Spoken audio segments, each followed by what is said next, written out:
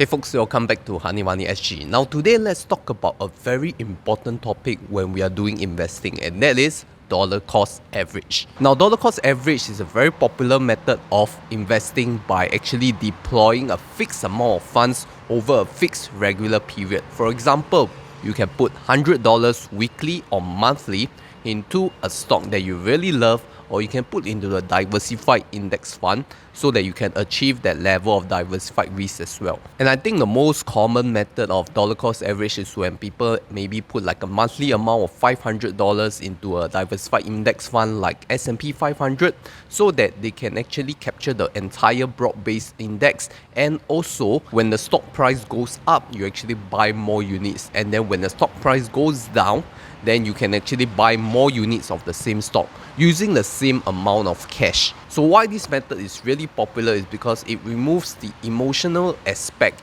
of worrying whether the price will trend up or trend down, because you'll buy regardless the price is going in either trend.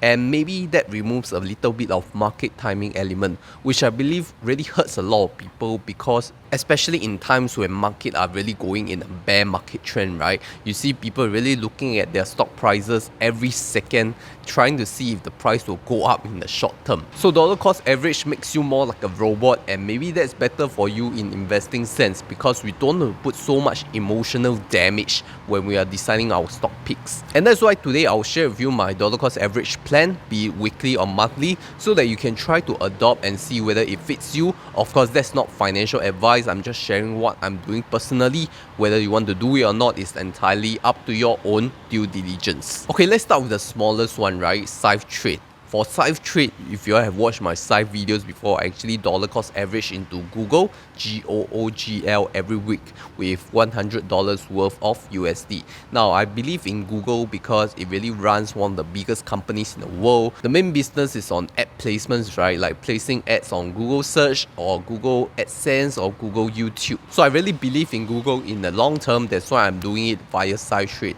And the advantage of Safe Trade is that it gives you 2 free trades after the promo period. So I could do like every week I just place 1 trade, but maybe after a promo period I would just do 2 trades per month, just to take advantage of the free trade. But even after the promo period, I don't think it's that expensive, right? It's just less than $2 per trade, which I feel that is still quite a reasonable amount, but just that maybe I would reduce my frequency and then increase the dollar cost average amount to $200 per bi-weekly. And for new signups to Safe Trade or Safe Wealth app, right, you can actually get some sign up bonus as well. So remember to use my promo code HoneyMoney, get some of the nice sign up rewards on the way. Okay, so that's for my Safe Trade, right? I dollar cost average $100 weekly, so by monthly I'm dollar cost averaging around 400 USD. That can be converted to around 500 SGD. Now the next dollar cost average plan is on endowers, right? I already talked about it in my endowers video. I dollar cost average around $1,000 into my endowers portfolio, which is mainly in the Lion Global Infinity US 500. It's a tracker unit trust that tracks the S&P 500 index. And the reason I'm using my CPF OA to invest is because I already set aside my retirement funds in my special account and my Medisave account, right? If you've seen my CPF videos, you'll know that I already hit the full retirement sum by the age of 30, and at the same time, I also achieved my basic healthcare sum, the prevailing one at $66,000 for 2022 as well. So I've already taken care of my financial safety nets before I actually went to venture in investing my OA. So for any amounts above the $20,000 CPF OA threshold, then you can use it to invest in endowers. But the catch is you really need to leave a little bit of funds for the transaction fees.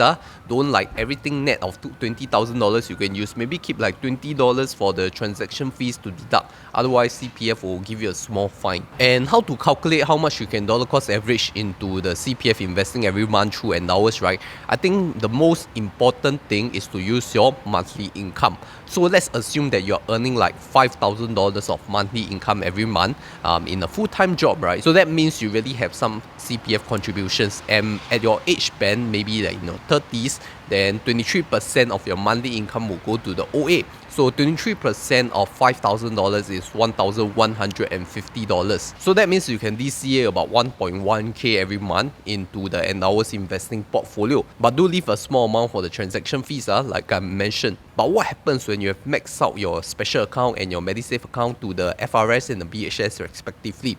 Then you'll realize that you have a supercharged ordinary account. That means you have increased contribution, be it from your employee or yourself, from 23%, it will jump start up to 31% because your MA component, the 8%, is now added into the ordinary account of 23%, total 31%.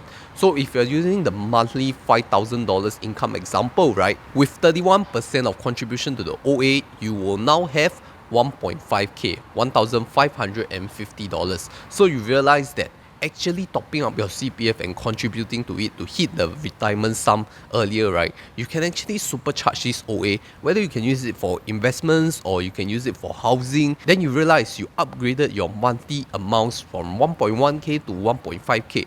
That's quite a significant jump, you know. So that's really the other advantage of topping up your CPF, right? You get to enjoy and use all these additional OA funds for whatever strategic decisions you want to make, whether buying a new property or making a better investment through Endowers. So you can also use my referral link to Endowers and go and sign up and get some nice rewards on the way. Okay, the last DCA plan for me is actually through SRS, Supplementary Retirement Scheme. For SRS, I contribute a monthly amount of $1,275 because 12 times 1,275 will give you 15.3k, which is the SRS limit for full-time Singaporean employees. That's the max amount you could get for contributing to your SRS every year. Now for foreigners, you do have a higher limit of above 30 over K. So this is really relevant to the Singaporeans and PRs only. And my preferred choice of brokers to invest my SRS is actually POEMS Cash Plus. Now I went through this in my POEMS Cash Plus video by investing in the S27 S&P 500 ETF ticker that is listed in Singapore, right? Because I only use like less than $1 commission fees to actually buy one share of S27 every 2 weeks. Because one S27 is about 400 USD, right? Then converted to SGD is around 600 plus. So every month I just need to buy 2 shares of S27. That will be close to the 1,275 that I'm contributing every month. So that is quite clear cut, right? Just nice the share of S27 really fits the 1,275 amount. So that is really good for dollar cost average. And because POEMS Cash Plus do not charge like minimum amounts of commission fees like other traditional brokers, so my cost of investing SRS is really low. Of course, you can also do other kind of SRS investing through Endowers, right? For example, you can buy the Dimensional Global Core Equity Fund through Endowers, which is a really diversified world ETF as well. But anyway, if you're considering to sign up for POEMS Cash Plus account, do consider using my link to get some nice sign up rewards on the way as well. Okay, so that kind of sum up my DCA plan every month. For cash, I do use Scythe. Invest around $400 monthly, and then for CPF I'm using Endowers to do a dollar cost average of $1,000 every month. And then lastly for SRS, I do buy 2 shares of S27 every 2 weeks through POEMS Cash Plus. So all the sign up links are in the description and the pinned comment below, so make sure you use them to sign up. Now if you do want to explore into more details of why I buy the S27 S&P 500 ETF, then kindly check out this video over here where I will detail out how you could use POEMS Cash Plus to actually go and buy S27 as well as my thought process behind it. With that, thank you for watching. My name is Christopher. This is Honey Money SG, steering young adults to financial independence.